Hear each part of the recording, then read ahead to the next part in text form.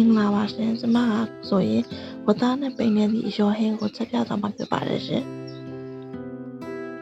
ပါဝင်ပစ္စည်းတွေကတော့ဝတ်သားစိတ်သားပိန်နေသည့်ချက်သွန်ဖြူချက်သွန်မျိုးလှီးပြီးသားခရမ်းစံသည့်တစ်လုံးငရုတ်နဲ့စီ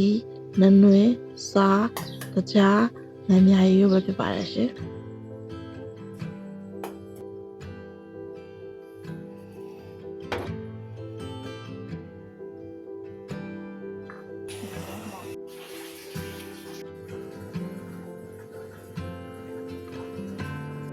ပထမဆုံးအနေနဲ့ပိန်းနေသည့်ကိုအစည်းပြအောင်ရေထဲကိုစားနနွင်းထည့်ပြီးတော့စိမ်ပါတယ်ရှင်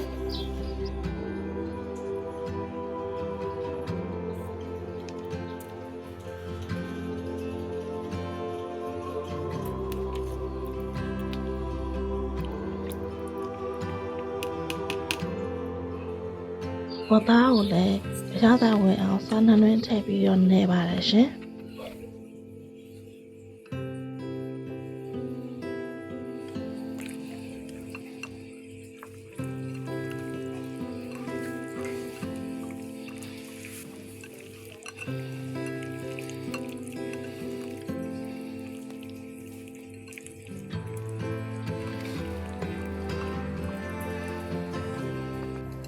ပထမဆုံးထဲပူလာပြီဆိုရင်စီထည့်ရပါမယ်ရှင်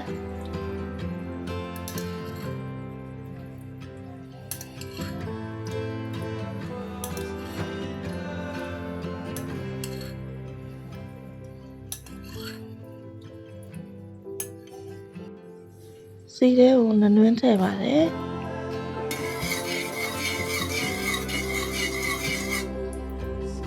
ချက်သွန်ဖြူချက်သွန်လေးလေးထားတာထည့်ပြီးတော့စီးသက်ပါမယ်ရှင်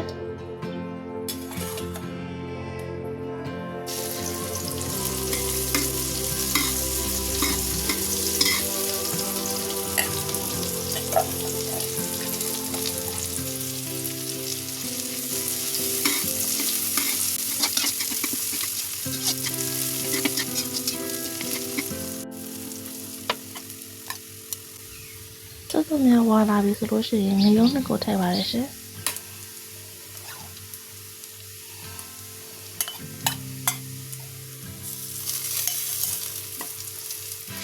ပြီးရင်နှက်နေအောင်မှုပေးပါတယ်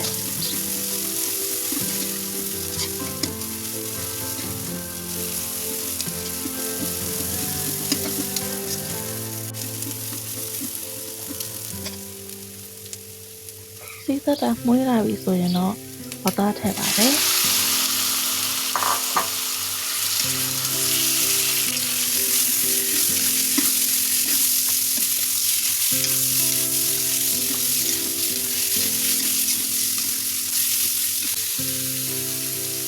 ကြားပါထည့်ပါတယ်ရှင်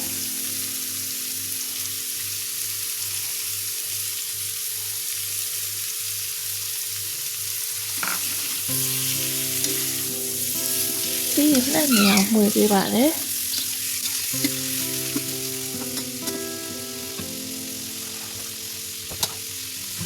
ဝတ်သားမြုပ်တဲ့အထိကိုရေကိုထည့်ပေးရပါမယ်ရှင်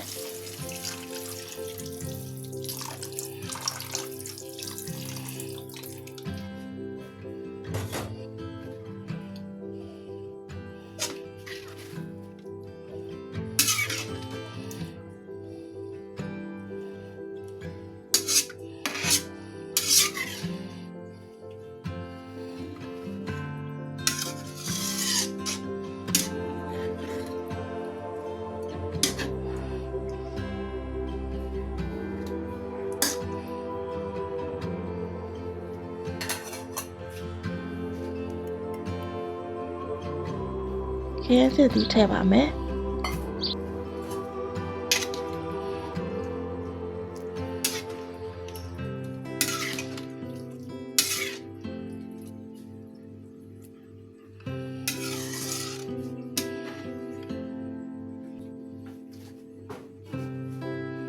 နှက်အောင်ဝင်ပြီးပြီဆိုလို့ရှိရင်တော့ခဏအဖိုးအုပ်ထားရပါမယ်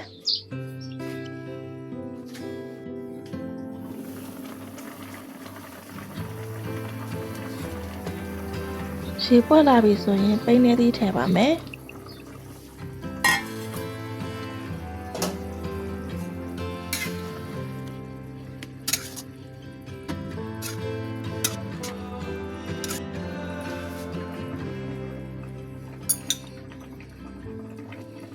အများကြီးထည့်ပြီးတော့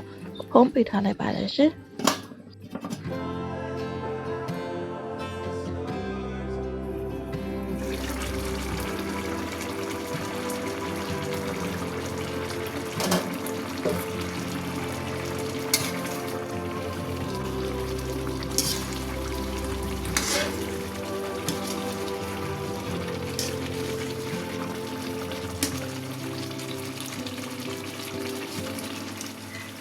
နောက်ဆုံးစီစဉ်ရတဲ့အချိန်လေးရပြီဆိုလို့ရှိရင်ထပ်ပြီးသုံးဆောင်နိုင်ပါပြီရှင်